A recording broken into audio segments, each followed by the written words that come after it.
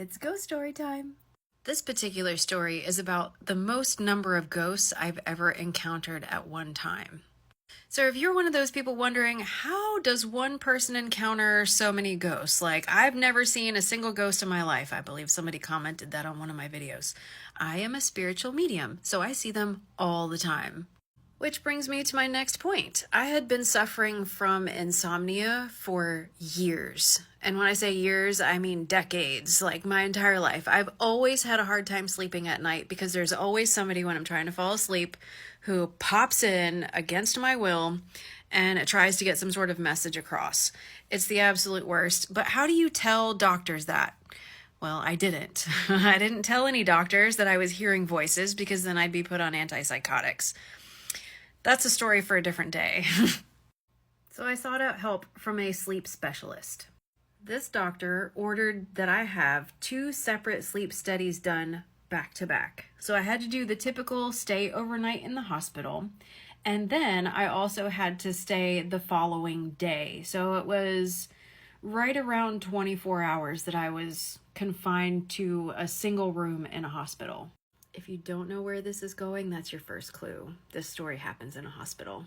So I get to the hospital, they connect all of the electrodes all over my head, which for those science nerds, there's some good information coming about those too. So they call it an EEG test, where they measure the electrical activity in your brain while you're sleeping. But this is where it gets interesting. They put me to bed, and I can't sleep. Go figure. I did have a few episodes of light sleep throughout the night, but I didn't have any deep restorative sleep at all night long. So by the time they got me out of bed the next morning, I believe it was at 5 a.m., I was absolutely exhausted. It's pretty important to note that in order to keep my abilities in check and to keep individuals who have crossed over to the other side from bombarding me all of the time, I need to be rested and have had plenty of sleep, because those defenses are really, really important. And there comes a point in time, which I'm about to find out, that my entire defenses, all the walls that I have, come crashing down. I was just so exhausted, I couldn't keep the defenses up anymore. So during the daytime test, they have you take several naps throughout the day. Obviously, I'm still struggling to sleep. However, I want to say it was around 10 a.m. or so was when I laid down and the walls just crashed. And that was when I started hearing things, I started seeing things. And I'm sure a lot of people are going, oh gosh, I bet that this is just because she's hallucinating, because she's without sleep. Hallucinations from lack of sleep do not start until you're several days without sleep. I had entities coming to visit me in my room from all over the hospital. It was like my walls crashed down and the light just was a beacon to anyone and anything that was in the vicinity. Meanwhile, I actually felt like I was sleeping. I felt like I was dreaming. But several moments later, the nurse came in to wake me up to basically say, never mind, this isn't working. That's pretty much what she said, is that I can tell you're not going to be able to fall asleep because your brain waves are absolutely off the chart. She goes, are you sure you aren't doing SAT questions in your head instead of trying to fall asleep? I mean, what exactly was I supposed to say to her? All these ghosts are coming to visit me while I just want to take a friggin' nap? No, I did what any sane medium would do in that situation. I said, no, I'm not trying to solve any math problems in my head.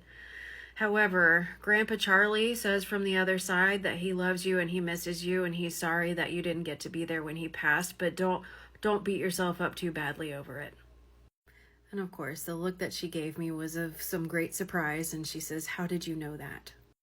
I just smiled because I'm not going to tell her how I knew that. I didn't want to be labeled as a crazy person while I'm in a medical facility. And then I asked her, what do we do next? Because I was tired and really, really wanted to go home. Let me know in the comments what you guys would have done. Would you have played it the same way I did?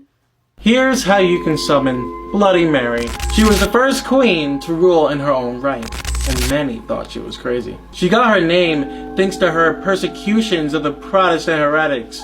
Warning, there was a lot of blood. Now, to summon Bloody Mary, all you have to do is find any room with a mirror in it, go up to it, say her name 3 times, and she should appear right in front of you. Warning, do not do this alone. Do it at your own risk, and let me know what happens in the comments down below. Okay, I just finished getting ready, but I'm procrastinating running some errands, so let's do a roommate horror story time. And for this story, I have proof, so stay till the end. Okay, so I have a Rolodex of roommate horror stories. All of my friends know I have been, like, cursed with the roommate curse, but this particular roommate, she was the first of the series of horrible roommates, and arguably the worst one. Another long story for another time short. I was at Flagler College my freshman year, transferred to the University of Georgia my sophomore year, and then transferred back to Flagler to finish out my junior and senior year. So when I was moving back to Flagler, I needed housing and a roommate, right? I was an upperclassman. I wind up meeting, we're gonna call her Delaney, through this college Facebook page. We seemingly hit it off, seemingly have things in common. I think, you know what, this seems like the best case scenario, and we agree to room together. Lo and behold, I wind up doing all the hard labor. I find the place, I'm messaging the realtor, I'm like getting the documents together, I'm getting her and her parents to sign it from states away, like I do everything, okay? That wound up being the theme of our time cohabiting. She rarely cleaned, rarely pitched into household responsibilities. I had to nag her for her rent. Like, it was not a good experience all around. But the crazy antics were the things that made her the worst roommate. So let's get into it. So in our college town, there is a bar on Beachside. We're gonna call it Sands.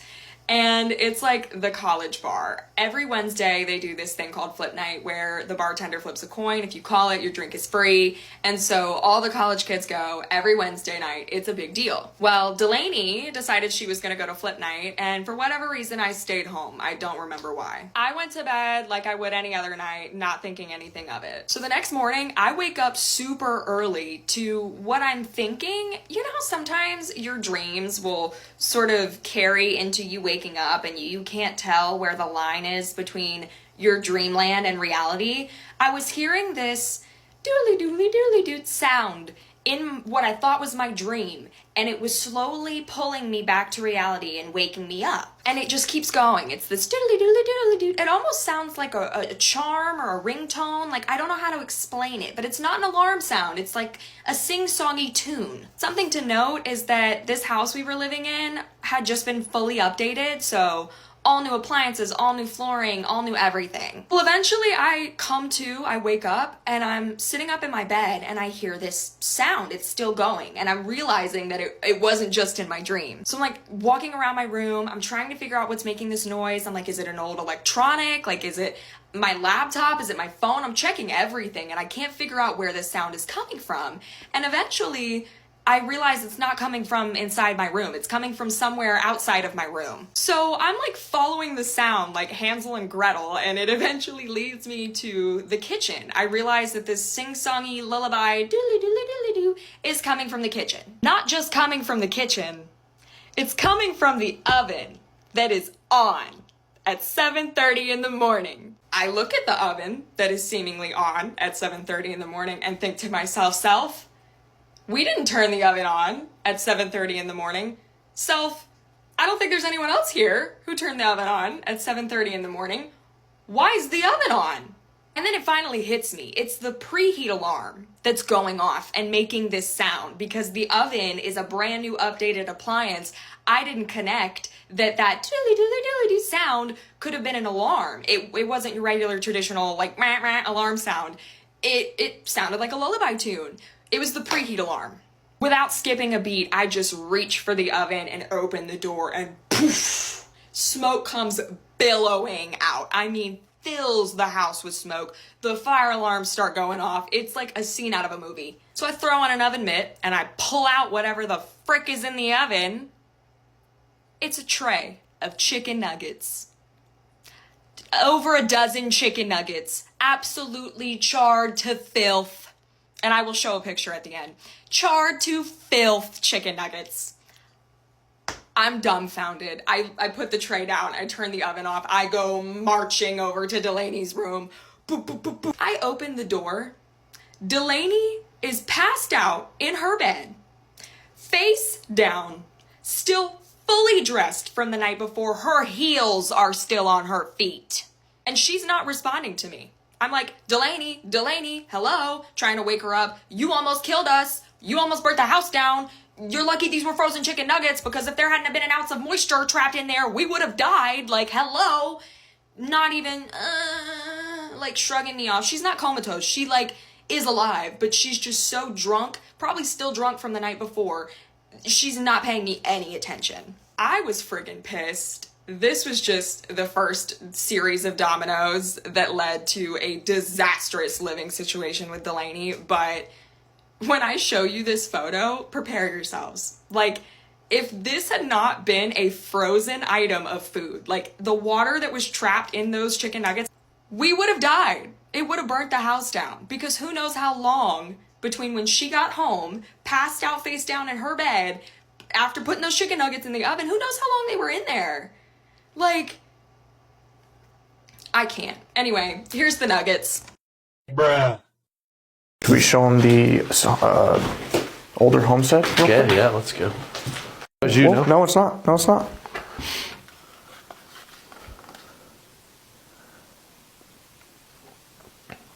Was that you? Yeah, that's on either side. It went to both. Yeah.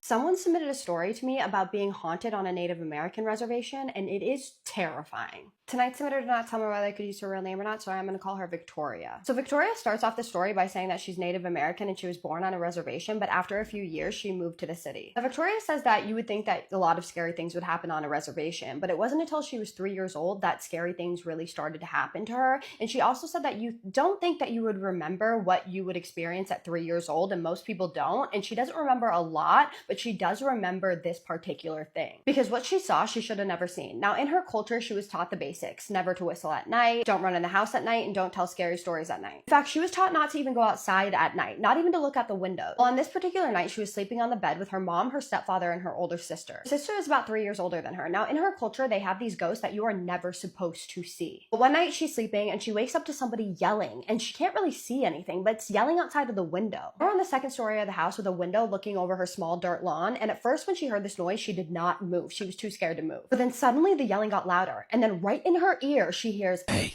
But right after this, her mom and her stepfather wake up to her crying. And right after they wake up to her crying, they see her crawling over to that window that she heard that loud noise from, that yelling. And then they see her stand up, look out the window, and go from crying to screaming hysterically. What she remembers seeing was a spirit, not the good kind. His face was pale white. His lips were black, and he wore an all black outfit. And he wore a hat that looked kind of like a bullfighter's hat, except for it was more pointy. The hat had a flat top, but the sides were more pointy. So pointy, in fact, that the points were about shoulder length, and she doesn't remember much past that. A couple years later, she's turning 10 years old, and she goes and visits her family on that same reservation. Apparently there was a carnival going on near that reservation, and her cousins decide to go. They had a lot of fun and decided to go home around 12 a.m., but before they went home, they decided that they were going to go get a few snacks at a gas station that was close by. So they go to the gas station and they get a couple snacks and some slushies, but then one of her cousins mentions that she wants to go for a walk, so all of the other cousins agree and they go for a walk. At first they were having a lot of fun. They were pushing each other into mud puddles, but all the fun ends when they hear somebody call Victoria's name and they turn around and nobody is there. Now, they obviously think this is weird that somebody is calling her name, because it's probably a stranger, because they don't recognize the voice, but they kind of just brush it off. They continue walking, and by then they are in the back roads of a small village. Suddenly, one of her cousins gets this bad feeling, and he tells them that he gets this bad feeling, and he's like, I think that we should just go home at this point, and everyone else agrees. So they're walking when randomly in the distance, they see somebody dancing in the middle of the dirt road. Now, Victoria said to think of like traditional native dancing, and they thought at first that it was just a drunk person until they hear this person chanting. Chanting is in her native language, and then they hear bells jingling. They turn around and they interlock arms and they walk fast just to like make sure that they don't lose one another. So they make it around the back corner of the gas station where there's like these flickering street lights, and they're about 2 houses away from her grandmother's house when they hear somebody yell, "Hey."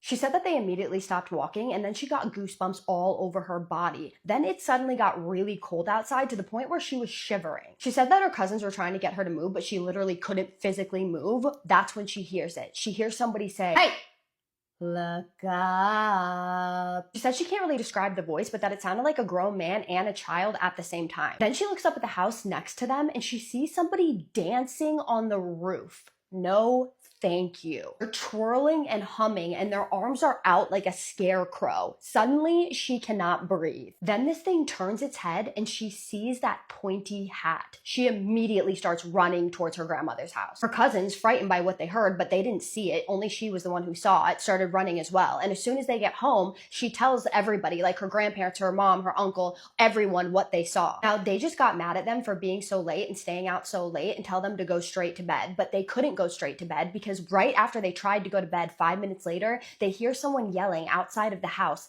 "Hey, hey!" Grandparents take all of the kids and they push them inside of the grandparents' room, and then the men in the family go outside to see who is yelling. So obviously at this point, the adults are scared as well. She said that 5 minutes after the men went outside, they came back inside and they're putting on shoes, they're putting on jackets, they're grabbing lighters, flashlights, cell phones, but they wouldn't tell the kids anything. They just were in a hurry and they could tell that they were in a hurry. So they leave and they don't even return till the next morning. The parents wouldn't let them listen to the conversation, but the walls were thin. But the kids heard their uncle speaking to their grandparents, telling them that there was something following them home the night before. They did say that they had found what was following the kids and that they had chased it to the back roads near a small abandoned prison that no one goes nearby. But apparently they had lost whatever they were chasing. Victoria says still to this day she can hear bells like somebody is dancing outside of her window, and sometimes she'll hear yells and whispers of somebody saying, "Hey." Now Victoria tells her mom about this, but her mom tells her to stop talking about the story. She tells her and does clarify that she did see a ghost when she was younger, but she won't tell her anything else. Victoria has also seen a medicine man a couple of times, and the medicine man told her that there's a witch attached to her. Apparently this witch goes through her trash and finds random hair and fingernails that she has thrown away to basically use against her. And every once in a while, she will see that man with a pointy hat in her peripheral vision. When this happens, she normally sees him peeking around corners, or she'll see him in the corner of her eye dancing while she's at home alone in the living room, or she'll hear it. She can even hear him call her name, telling her to come follow him, and sometimes she'll dream of him, but in the morning she'll forget what his face looks like. She only remembers his black mouth and his soulless eyes. And she also told me that sometimes when she's laying in bed at night, she'll hear him tapping on the window, asking her to come outside. And if she's sleeping random nights, she'll hear him yell, "Hey," in her ear. She even heard him say that he was never gonna leave her alone, ever.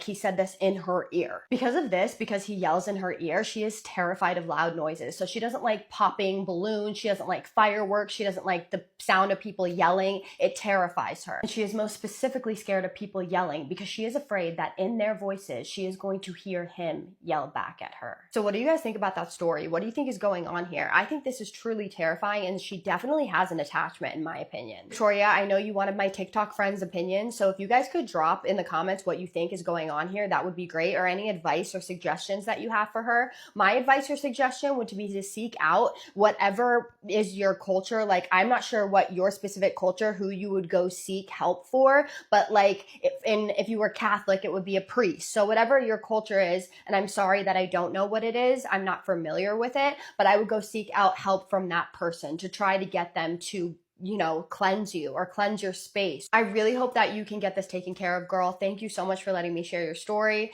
And for the next part, I am going to do my favorite part, which is the shout outs. My first shout out is going to Heat5386. You left the sweetest comment ever. Thank you so much for what you said. That was the nicest thing I think anyone has ever said to me. I appreciate you so much. And you also said that you think that we would be friends if you lived closer to me. Girl, we probably would, but we can be friends on here. So you can message me anytime you want. I will always respond if I see it.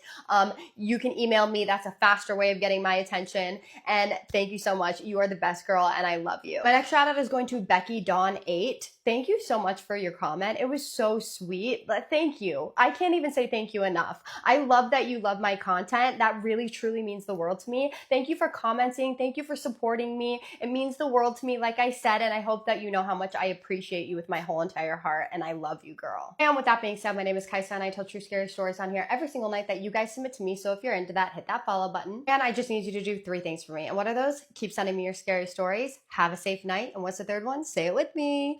Have a spooky night. Love you guys so much. See you in the next one. Spooky kisses and haunted hugs. Is it possible for 2 people to see the same thing only to come back and it ends up not being what you saw? Personal spooky story time. I think we witnessed a glitch.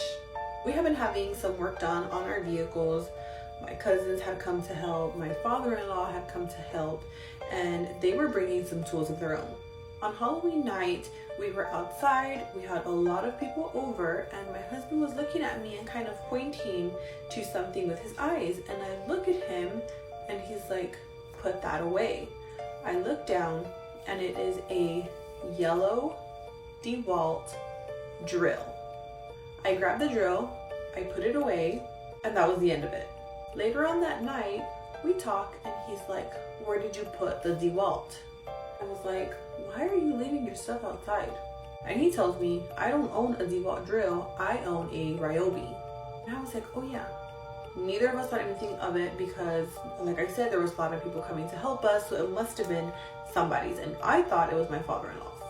The very next day, my father-in-law comes to visit us, the day after Halloween, and my husband says, hey, why did you leave your DeWalt drill outside in the front yard? And my father-in-law says, I don't have a DeWalt drill, I didn't bring one. Again, my husband and I are like, it must be my cousin's, it must be somebody's.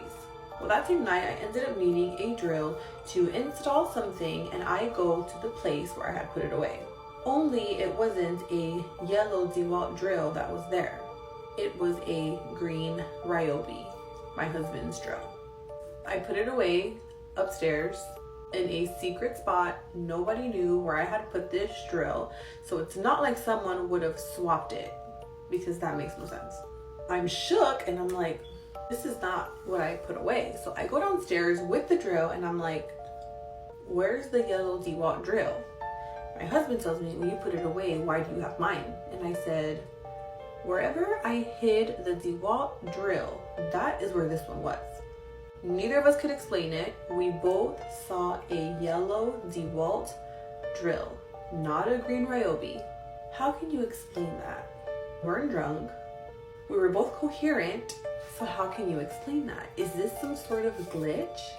Anyways, to this day, him and I always talk about it, and we're like, what do you think happened for real that night? Like, was it a green Ryobi? There's no way. There's no way. If you guys have any sort of glitch stories, please make sure you send them via DM or email, because I'd love to read them. And I just need some answers because we are confused. Let's read some more creepy stories that were DM'd to me. Also, episode 2 of my podcast is out, so go listen to that after you watch this video. Got my emotional support squishmallow. We cannot forget her. This story is from a while ago, before I started high school. It was during the summer. I was 14 and home alone while having really bad stomach pains. So I decided to take what I thought would be a quick nap on my couch that happened to be in front of a huge window that for some reason didn't lock sometimes.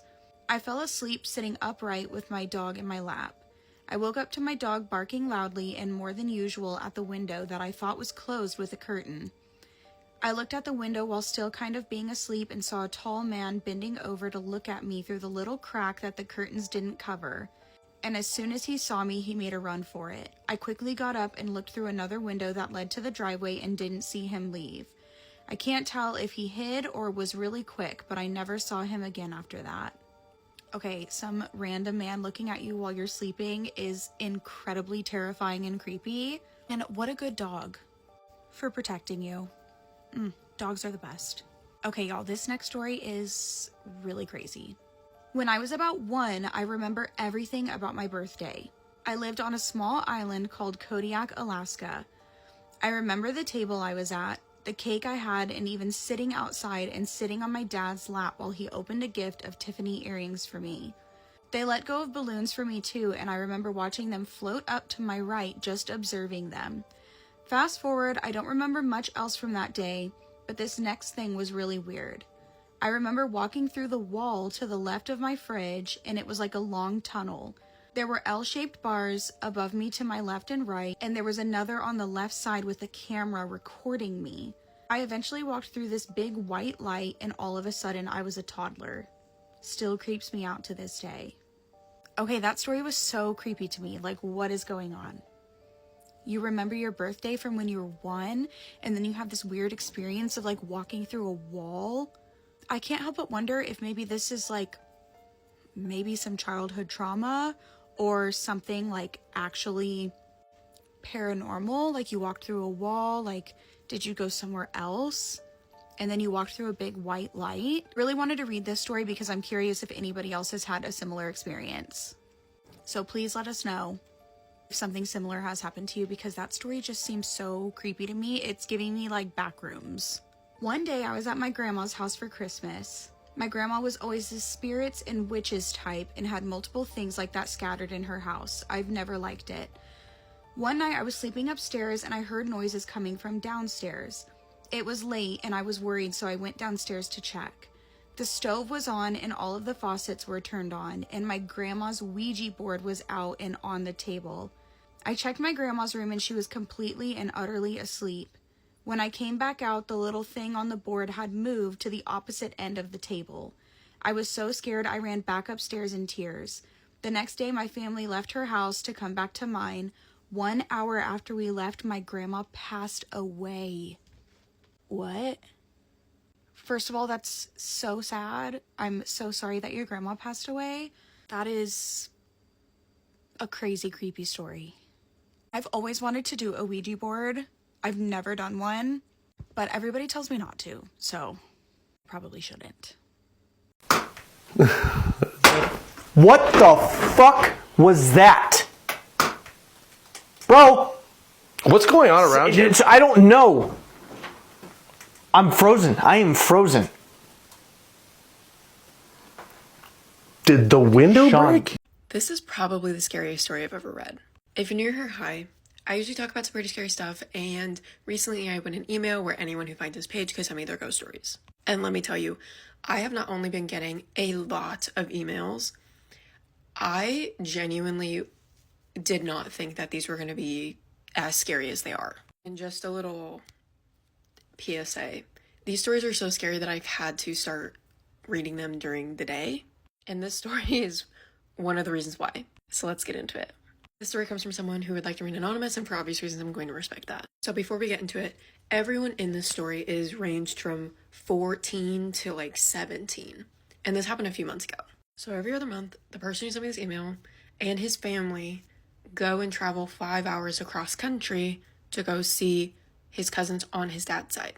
In this particular time, they decided to watch paranormal movies when they arrived. And after the movie was over, him, his cousins, and his brothers decided to make a DIY Ouija board. They took this board upstairs to like the main floor and started asking questions. Specifically, how many of us are in this room? And it answered correctly. They continued to ask pretty simple questions, and every single question was answered correctly. Then they asked, are you... And I'm not going to say the name of this thing because it freaks me out. But they ask, are you... And the planchette stopped. Then suddenly, their uncle burst through the front door and they slide the board underneath the coffee table and did not say goodbye. So the person who sent me this email, his two brothers sleep upstairs for the night, while him and his cousin sleep downstairs. And the next morning, his brothers rush downstairs and start claiming that they were hearing banging coming from the attic the previous night. And when they were questioned what it sounded like, his brothers started banging on the table, and the person who sent me this email said it was so loud we didn't believe them. The email also says that they were not allowed to check the attic because their uncle didn't want them to go up there. However, he states that it was like an attic out of the movies where they have a little cord and you pull it down and stairs fall.